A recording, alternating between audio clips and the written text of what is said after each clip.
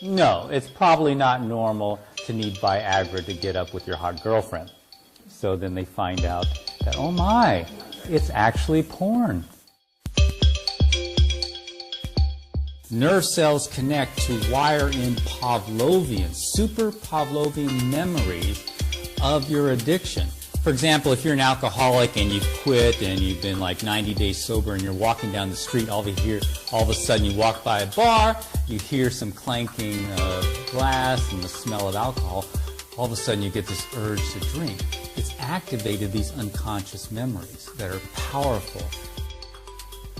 This is Private Matters. I'm Max van Praag, and here on Private Matters we talk with people about relationships, about intimacy, about sexuality. How can you make your relationship better, happier, healthier? We have had a show earlier on about virgins over 30 years old, and in this show we touched upon the problem that some people don't go out, don't show their colors, they're addicted to porn, they're sitting at home. Today I have an expert here, someone who has done a lot of brain research on the impact of porn on people. And this is Gary Wilson. His website is YourBrainOnPorn.com. He has a lot to say about the topic. Welcome, Gary. Thank you. Great to have you here. It's great to be here. Yeah, so this show is about relationship and about connecting with real people. And you know something about a problem that arises that's actually an obstacle in our relationship with people, which is people, men in particular, and in particular young men sitting in front of the computer and masturbating to pornography. Yeah, what's going on is, as we know with the rise of the internet, we now have, of course, internet porn, high-speed internet porn. And what I have been seeing, because so many websites linked to mine where guys are discussing this, is that they are finding the screen much more exciting than the real thing. In other words, they are becoming compelled by the screen, just like young guys are being compelled by video games. These young guys are also being compelled and more interested in internet porn than they are real women or real partners. And they are concerned. And so they may have been using internet porn since they're 12, and now it's 17, and they're going out on their first date, and they take their clothes off, and they can't get it up. And they're going, oh my God, what's wrong with me? Then they do a search, and they find out those years of brain training have trained their brain to need to sit and watch and be a voyeur and need a certain level of stimulation in order to get sexually excited. That's when they make a change. And so what this problem is, it's a problem of being hooked on what is artificial rather than what is real. Thank you. So you have them get off porn, and it takes about 2, 3, 4, 5 months of no porn, and interesting enough, no masturbation, because they're so desensitized. I don't know why that is. And slowly their sexual performance comes back, their erections come back.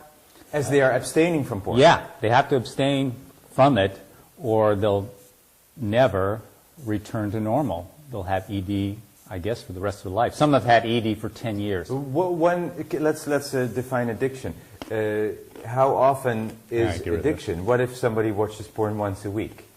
That may not be addiction. Let's define it for the viewer here. Well, you can't define... addiction is the continued use in spite of negative consequences. So here's the problem, is if you continue to use, and you started at age 11 using porn every day, high-speed porn, and you're 20, and you've used it every day, you don't know the negative consequences until you stop. And so that's what's so surprising for these thousands of guys, is that once they stop, they have more energy, their confidence goes up, their social anxiety goes away, their interest in real girls go up, and for many of them, because the reason they quit is because of erectile dysfunction, that also remits. So if you don't know, if you never stop, you don't know what the negative consequences were. You just assume that's how you are. That's you. That's social anxiety, lack of confidence, no motivation to study or go get some job. Sure. But is porn bad in every way? Or does porn have actually something to offer? Porn cannot be defined because what we're talking about is the reward circuitry, which is an ancient circuitry in the middle of the brain, and it doesn't know what porn is. It only knows levels of stimulation. So for one person, they may be looking at feet, and that stimulates them. And another person, they might be looking at bestiality, yes, and that the stimulates them. fetish. Yeah. Or another person, for example, we had this one gentleman who only looked at swimsuit models. Now, is that porn? Most people don't think so, but he looked through 2,000 to 3,000 pictures per masturbation session. Wow. Maybe 2,000 to 3,000 pictures per masturbation So session. he needed click, click, click, click, click, several windows open, several tabs, clicking through them all, looking at them.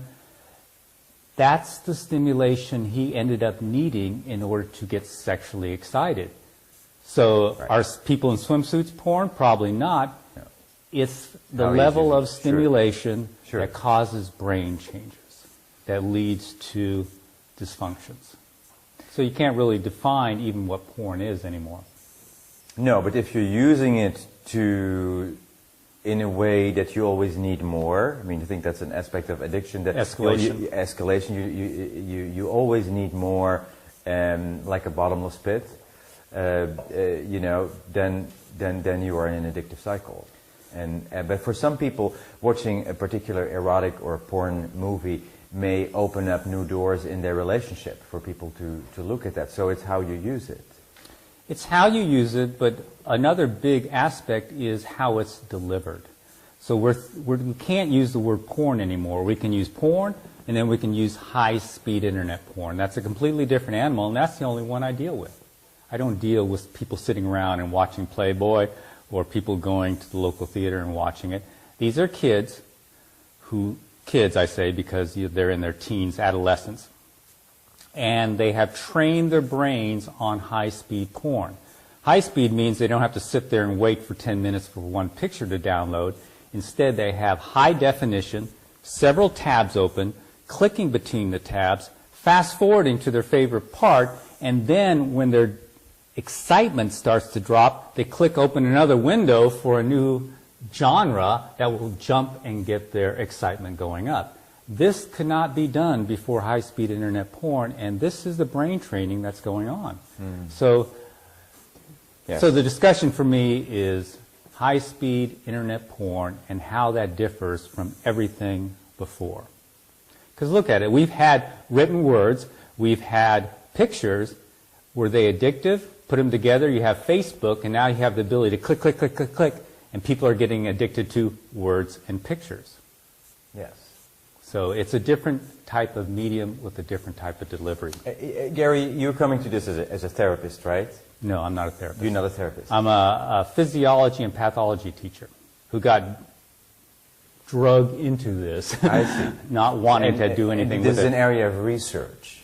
Yeah, so I taught anatomy and physiology for about 20 years, and of course I taught neurobiology many, many times.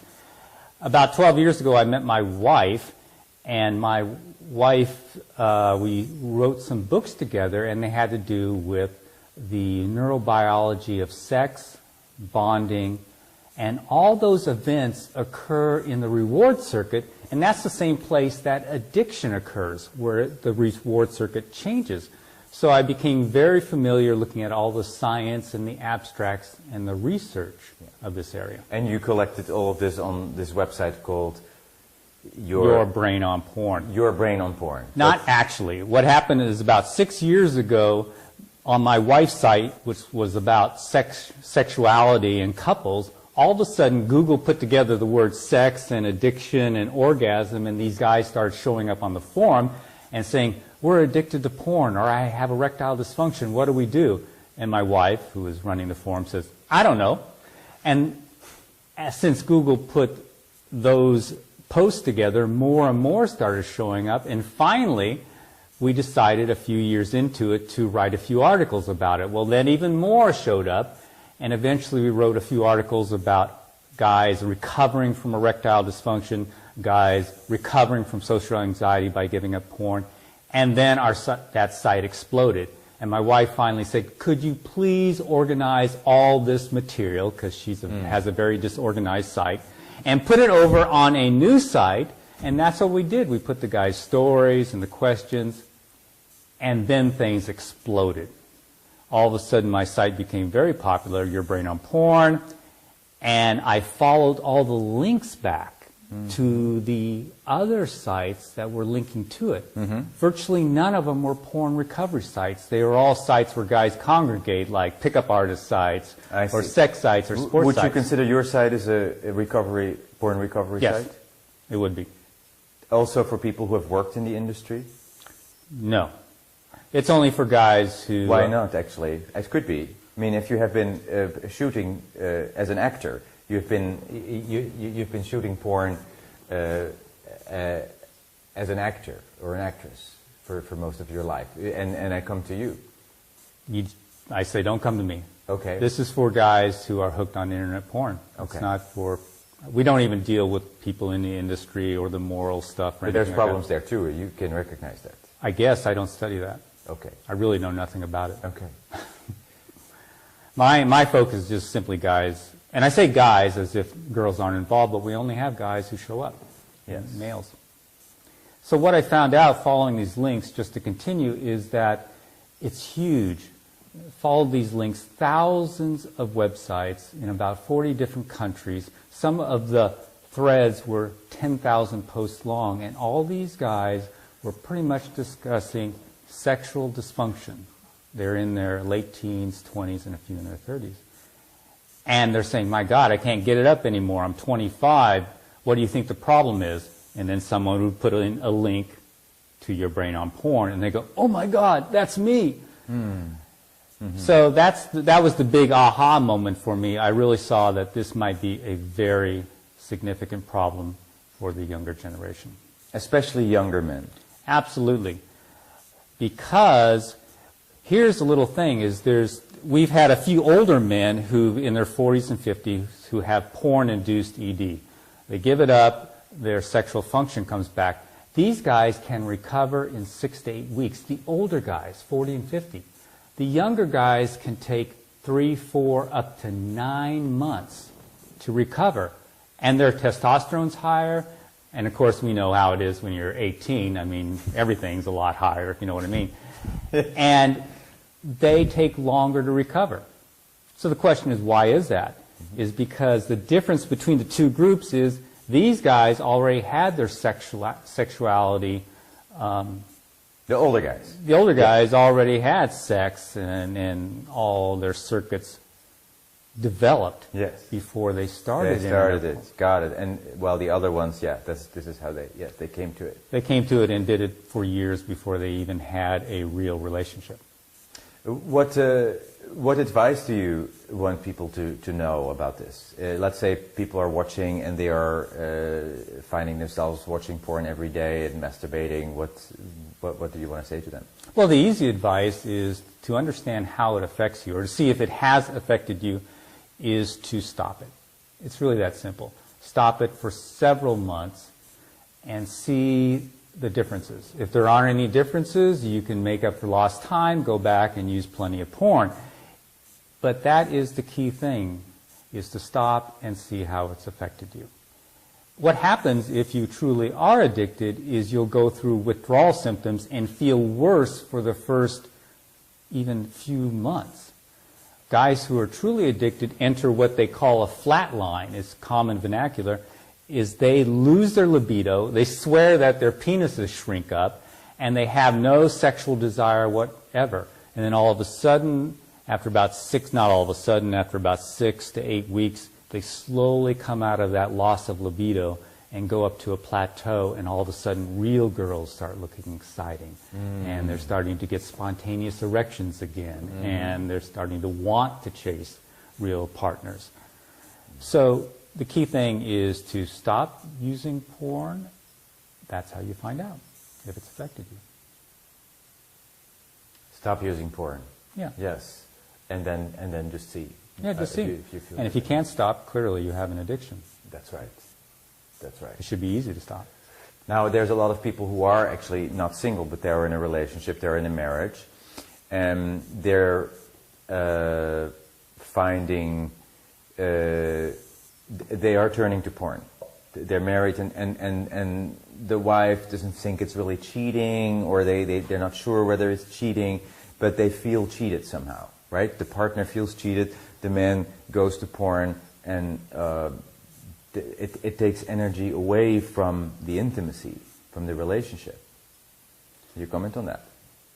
Well, since all my data or all my information really comes from guys, the guys who are married and in relationship, they often show up again to quit because they're having sexual problems. When they quit, they notice that all of a sudden their partner, who they thought was boring, is now exciting once again. As they take several weeks to eliminate the porn, they find them attractive again. And so that's the big thing we see. We don't often hear the stories of the women. Occasionally women will show up and write and say, oh, he's so into porn, he doesn't get excited for me. But the guys see a big difference, and they're very happy about it, to have a renewed relationship. They do. Yeah.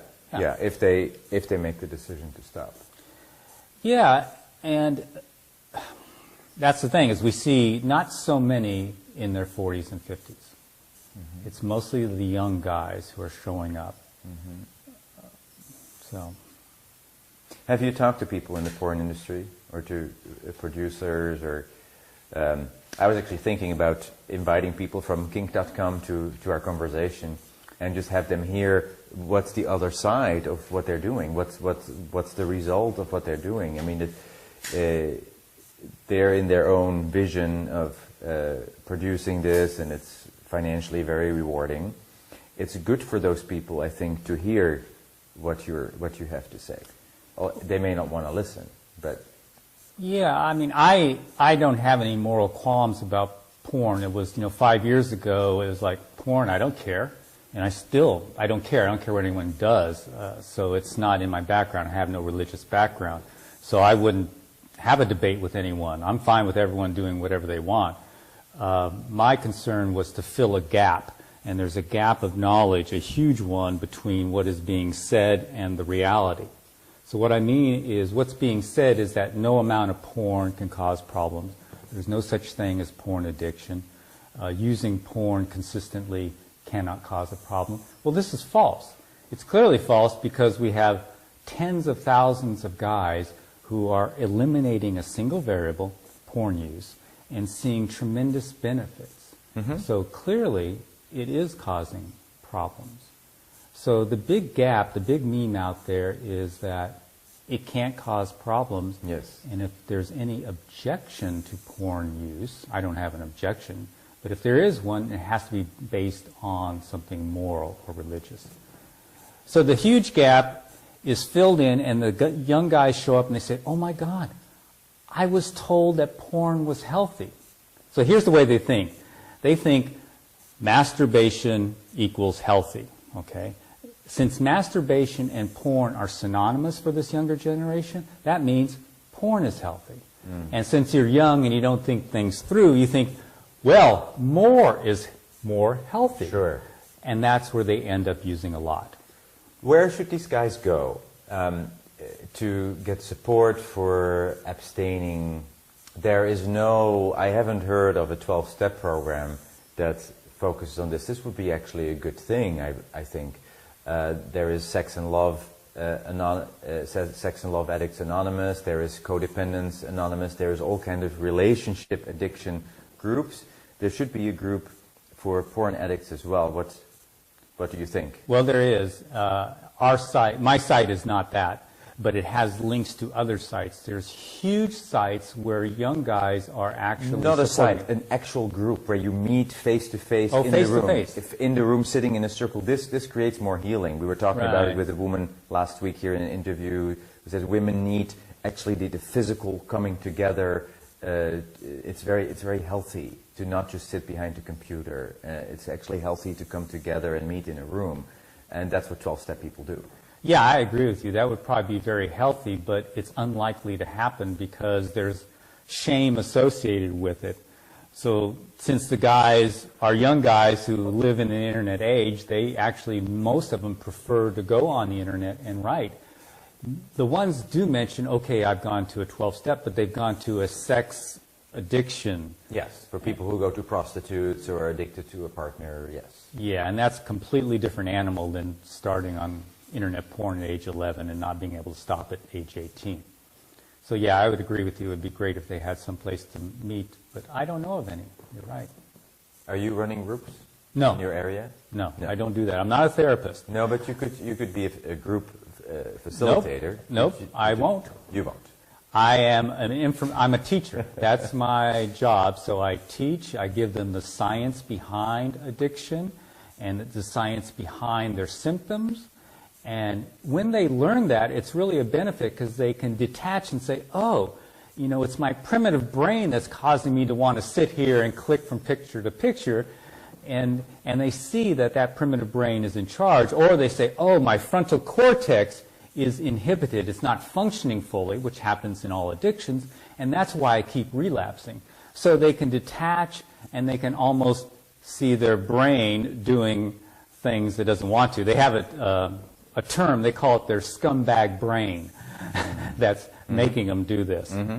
Gary, you're very insightful, and I think it is so great what you're doing. When I first saw your website, it was like a few years ago, I was very happy, and I posted it on my Facebook page, and I ended up coming to you and having you here. How did you get to this passion? I mean, you're very passionate actually about it. You're very passionate about the topic and helping people or providing this information. What in your life has propelled you to gain knowledge about this? Well, if you saw me teach anatomy, you know I'd be passionate about the femur. So when I'm teaching, I'm passionate. But what happened was, again, it came down to all these young guys showing up on my wife's site, and then several of them being suicidal, wanting to kill themselves, thinking their life is lost. And we see this over and over again, the thousands of young men who feel that their sexuality is ruined, that they're not going to be able to get attracted to a real female, they're not going to be able to have real sex. And that's my passion now, is to try to fill this gap, because there's a lot of people suffering.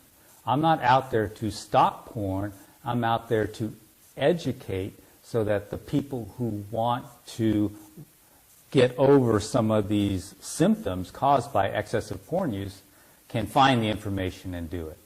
There's a lot of guys suffering out there, a lot. So that's behind my passion. Dopamine is what gives you the motivation and the urge and the excitement to do something. So over time, in any type of addiction, your dopamine levels and sensitivity drop in the part of the brain, so you need more and more stimulation to have the same effect. And then the other thing happens is you wire your brain, actually nerve cells connect to wire in Pavlovian, super Pavlovian memories of your addiction. For example, if you're an alcoholic and you've quit and you've been like 90 days sober and you're walking down the street, all of a sudden you walk by a bar, you hear some clanking of glass and the smell of alcohol, all of a sudden you get this urge to drink. It's activated these unconscious memories that are powerful, and they overwhelm the reward circuitry by spiking dopamine real high and saying, go get it. So what you have is a double-edged sword, low dopamine and less pleasure in everyday activities, and yet super high spiking of reward for that one single thing that you became addicted to. And that is the nature of addiction. And the final change is the higher part of our brain becoming weaker, so we have less willpower. It's called the frontal cortex. So those things working together are the center, the main attributes of all addictions. Very clear. You really understand addiction. It's very, very clear how you just explained that.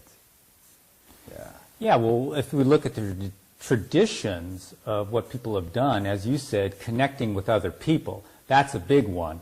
And it replaces these needs because yes. they're in solitude. The addiction flourishes in solitude, in isolation. Exactly. And what happens is you have dopamine, and so once you get off the addiction, your dopamine drops even further. Now you're craving things, and the one thing that will do it is your addiction. But now you can replace that reward with human contact. So that's one big thing, socialization. We tell guys you've got to socialize.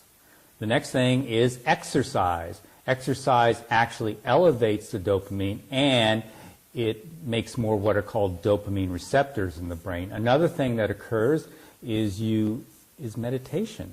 Meditation increases dopamine too and keeps the levels high.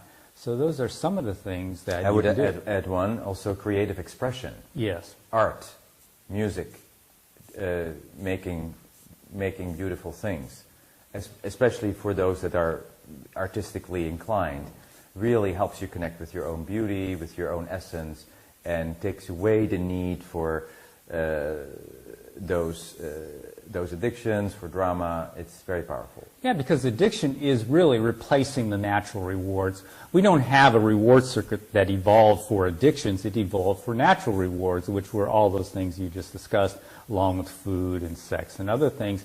And what these guys find out is once they stop that addiction, those creative things actually come and rise up. They say, oh my God, I'm starting to write again. I'm starting to play my musical instrument again. I've started to program. I'm going out and doing this and that and dancing. So those things just naturally rise as a replacement for the addiction.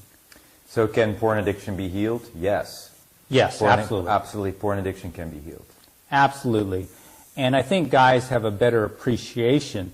They've gone through it, they get off it, and they now see how great real life is. And that's where you get true sex positive, is now sex or interaction with a real partner becomes much more satisfying than it was before. So Gary, we've been talking with you. Can people actually contact you? Can they find you, or do you not want people to contact you? Well, everything I know is on my website, and so it's a well-organized website. There's video presentations that describe everything. So if they go to YourBrainOnPorn.com, they can find all the information. It's a secular site. There's no advertising, nothing, no monetary anything. And they can also find links to other forums where guys are recovering from porn. What a gift, Gary. Thank you for all the work you've done, for giving people hope that they can get out of, because you said men wanted to kill themselves. Yes, because it was that bad. This is a really bad addiction, and there is hope. You can get completely sober from porn addiction.